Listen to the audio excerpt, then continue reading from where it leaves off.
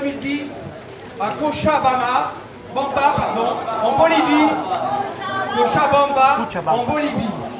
Donc moi j'ai choisi quelques morceaux pour évoquer et dire: je souhaite que ce texte soit adopté lors de cette convergence et rajouté en annexe à notre déclaration commune et amendée qui sera dégagée par notre Assemblée et la coordination des gaz de schiste cet après-midi.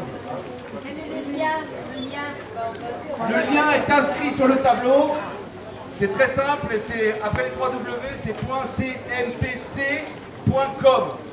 De toute façon, l'idéal c'est d'aller taper en espagnol Conferencia Mundial de los Pueblos sobre el cambio climático y los derechos.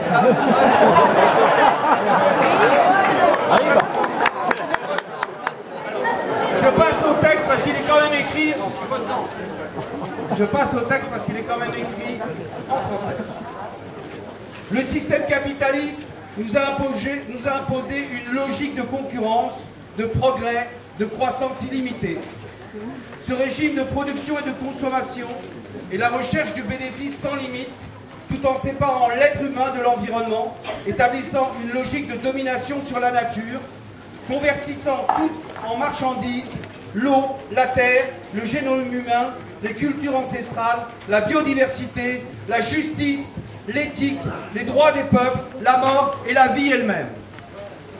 Sous le capitalisme, la terre-mère ne constitue qu'une source de matières premières en ce qui concerne les êtres humains, en moyens de production et en consommateurs, en personnes qui importent pour ce qu'elles ont et non pour ce qu'elles sont. Je saute.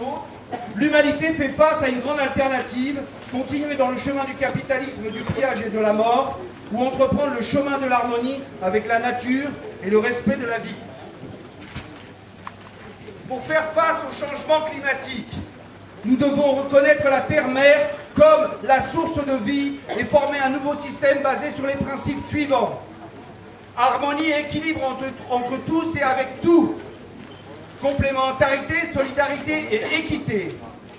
Bien-être collectif et satisfaction des besoins fondamentaux de tous en harmonie avec la terre-mère. Le respect des droits de la terre-mère et des droits humains. La reconnaissance de l'être humain pour ce qu'il est et pas pour ce qu'il possède. L'élimination de toute forme de colonialisme, d'impérialisme et d'ingérence.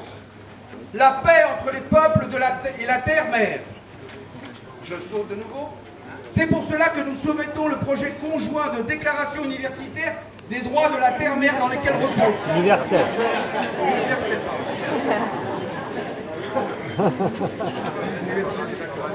je vais aller vite alors. Vous pouvez relire la phrase complètement. C'est pour cela, je relis, donc c'est pour cela que nous soumettons le projet conjoint de déclaration universelle des droits de la terre-mère dans lequel repose le droit à la vie et à l'existence, le droit au respect, le droit au déroulement de ces cycles et de ces processus vitaux, libres, sans qu'ils soient troublés par l'intervention humaine, le droit de conserver son identité et son intégrité en tant qu'être différencié, autorégulé et interdépendant, le droit à l'eau comme source de vie, le droit à la pureté de l'air, le droit à la pleine santé, le droit d'être libre de contamination et de pollution de déchets toxiques et radioactifs, le droit de ne pas être modifié génétiquement et dans son organisation, ce qui compromettrait son intégrité, son fonctionnement vital et son équilibre. Le droit à un dédommagement complet et rapide pour les violations aux droits reconnus dans cette déclaration en conséquence de l'activité humaine. Je saute de nouveau. Les pays développés, principaux responsables du changement climatique, en assumant leurs responsabilités historiques et actuelles, doivent reconnaître et honorer leur dette climatique dans toutes ses dimensions, comme base, et ça je crois que c'est quelque chose qui nous a échappé parce que nous sommes ici et nous ne sommes pas en Amérique du Sud, comme base pour une solution juste, effective et scientifique au changement climatique. Dans ce contexte, nous exigeons des pays développés qu'ils rétablissent les pays en voie de développement dans leur espace atmosphérique qui reste occupé par leurs propres émissions de gaz à effet de serre. Ceci implique la décolonisation de l'atmosphère par le biais de la réduction et de l'absorption des émissions des pays développés. Ils assument les coûts et et les besoins de transfert de technologie des pays en développement pour la perte des occasions de développement dues aux espaces atmosphériques restreints.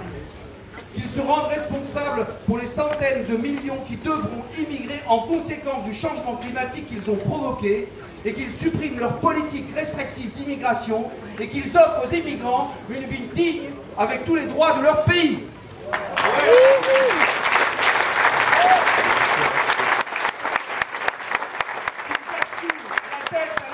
En relation avec les conséquences du changement climatique dans les pays en développement, en fournissant les moyens de prévenir, minimiser et pallier aux désastres découlant de leur émission excessive. Qu'ils honorent ces dettes comme faisant partie d'une dette plus importante avec la Terre-Mère, consistant à adopter et appliquer la Déclaration universelle des droits de la Terre-Mère aux Nations Unies.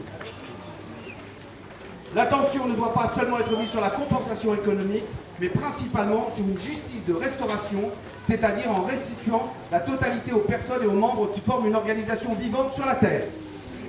Je saute.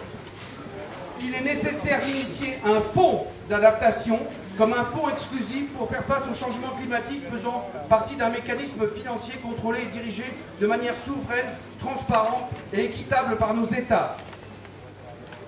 Je saute de nouveau. En même temps, nous dénonçons la manière dont ce modèle capitaliste impose de gros projets d'infrastructure, envahissant des territoires avec des projets extractifs, privatise et marchande l'eau, militarise les territoires en expulsant les peuples autochtones et les paysans de leur territoire, empêchant ainsi la souveraineté alimentaire et creusant la crise socio-environnementale. Nous exigeons de reconnaître le droit de tous les peuples des êtres vivants et de la terre-mère à avoir accès et à jouir de l'eau, et nous soutenons la proposition du gouvernement de Bolivie pour reconnaître l'eau comme un droit humain fondamental. La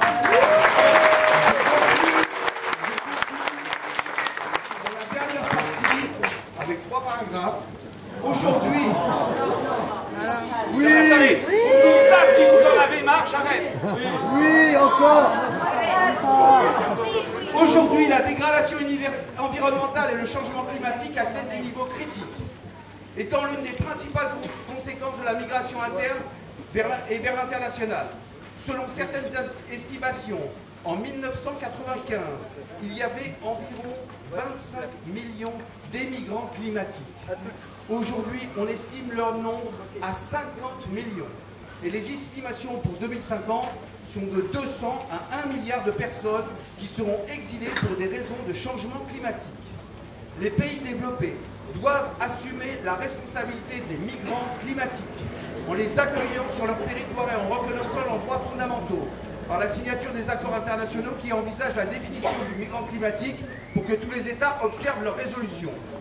Constituer un tribunal international de conscience pour dénoncer, rendre visible, recenser, juger et sanctionner les violations des droits des migrants réfugiés dans les pays d'origine, de transit et de destination, en identifiant clairement les responsabilités des États, compagnies et autres acteurs. Le financement actuel destiné aux pays en développement pour le changement climatique et la proposition de l'accord de Copenhague est minime. Les pays développés doivent s'engager à un nouveau financement annuel, supplémentaire à l'aide officielle au développement de la source publique d'au moins 6% de leur produit intérieur brut, pour faire face au changement climatique dans les pays en développement. Ceci est possible si l'on considère qu'ils gaspillent un montant similaire en défense nationale et qu'ils ont dépensé 5 fois plus pour sauver des banques et des spéculateurs en faillite, ce qui remet sérieusement en question leur priorité mondiale et leur volonté politique. Ce financement doit être direct, sans condition, et ne pas affaiblir la souveraineté nationale ni l'autodétermination des communautés et des groupes les plus touchés. Ce texte a le grand avantage pour nous de montrer une élaboration qui vient effectivement de l'international, des pays les plus pauvres. Ce texte peut avoir une valeur constitutive, au sens où ça n'est pas un loi, c'est un cadre dans lequel nous sommes prêts à rentrer, et nous souhaitons y rentrer, en tous les cas, nous devons y rentrer, pour nous unir et renvoyer un appel que la convergence qui a eu lieu à l'Aisan en France a entendu et répondu favorablement à cette déclaration. Merci.